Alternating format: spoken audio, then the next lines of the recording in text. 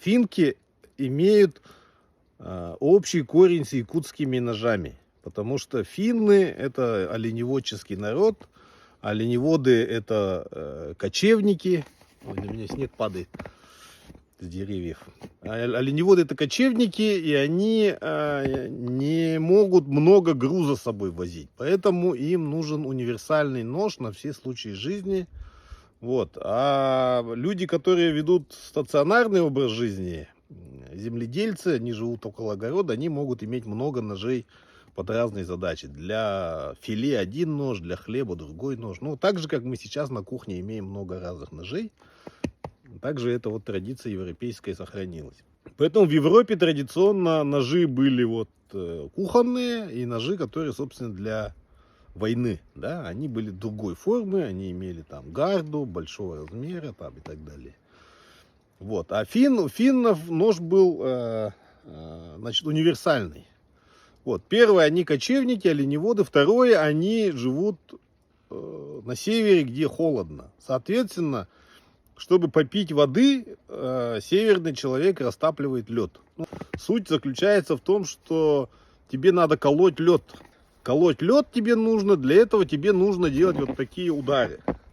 И тебе, значит, нужно, чтобы твоя рука не проскальзывала, во-вторых, тебе нужно, чтобы нож был теплый. Вот, поэтому деревянная ручка, поэтому... Вот, финский нож, он компактный, и у него вот здесь навершие круглое, он позволяет держать нож вот так. Для того, чтобы наколоть лед, положить его там в чайник, вскипятить.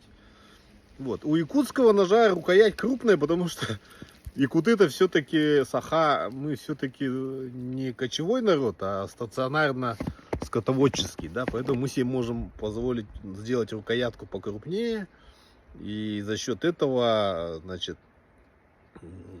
больше сцепления с поверхностью дерева, и сама структура вот этого березового капа, она такая, что в нем, вот я сейчас нож уронил, но рука, даже мокрая рука, вот она все равно не проскальзывает. Я бью вот по дереву. Потом вот эта финка, значит, почему она, как она попала в НКВД.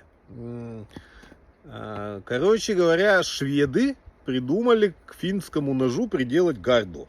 Но они размышляли типично как европейцы. Они сделали солдатский шведский нож, взяли обычный финский нож, и он у них разборный. У них тут такая металлическая гарда, потому что им вот этого, вот такого способа было недостаточно, они решили его улучшить. Вот. И в таком виде его скопировали войска НКВД СССР в 30-х годах, и так появилась вот эта финка НКВД. Но при этом в 30-е годы финка была запрещена в Советском Союзе, потому что вот именно этот нож идеально подходит для криминалитета. То есть вот это движение колоть лед, финский нож очень хорошо подходил, он был маленький, компактный и очень хорошо подходил для того, чтобы кого-нибудь пырнуть. Поэтому финка стала символом криминалитета, и в Советском Союзе она была запрещена. В то же время у частей НКВД были вот эти копии шведских ножей, которые тоже произошли, это просто финка с гардой. И вот так появился та самая финка НКВД. То есть они с якутским ножом где-то идут из одного древнего доисторического корня, от кочевых людей, оленеводов, от каменного века и так далее. Вот. Но якутский нож, видите, он немножко отличается. Он крупнее, хотя бывают маленькие якутские ножи. То есть якутских ножей бывает 3 вида. Маленькие, крупные и средние. И вот я сегодня нашел старый нож. То есть не нашел он, тут у меня он сточившийся, и он скривленный, потому что его, видимо, снимали вот эту, заново надевали. Но я поразился тому, насколько вот этот нож такой же, как этот нож. То есть вот этому ножу минимум 100 лет. Он из моего детства. Он уже в моем детстве был вот такой весь сточившийся. Вот можете представить, как он выглядел новым. Вот он выглядел вот так. Вот смотрите, длина клинка, да, вот до миллиметра идентичная. То есть эти ножи сделаны в разных улусах, разными мастерами. Их разделяет между собой 100 лет традиции. Да? И они, смотрите, вот лезвия абсолютно идентичные. Толщина лезвия абсолютно идентичная. Размер рукоять, ну вот это обломалось. Видимо, в горячую воду положили, и вот она, рукоятка вот здесь обломанная. Хотя есть версия, что она может быть специально короткая.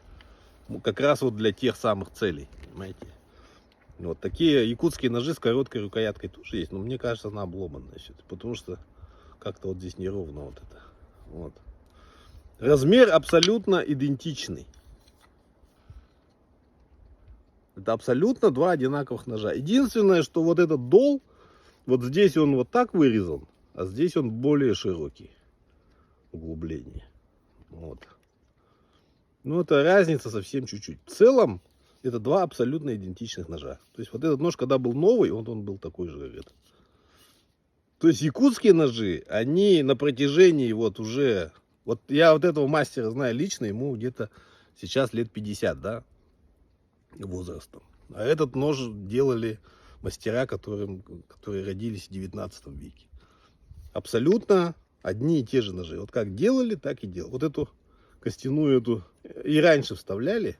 Потом я видел в музейных, да, вот музейные ножи, которые вообще древние, археологические. У них точно такое же лезвие. То есть оно принесено, ну как сказать, передается из поколения в поколение в неизменном виде.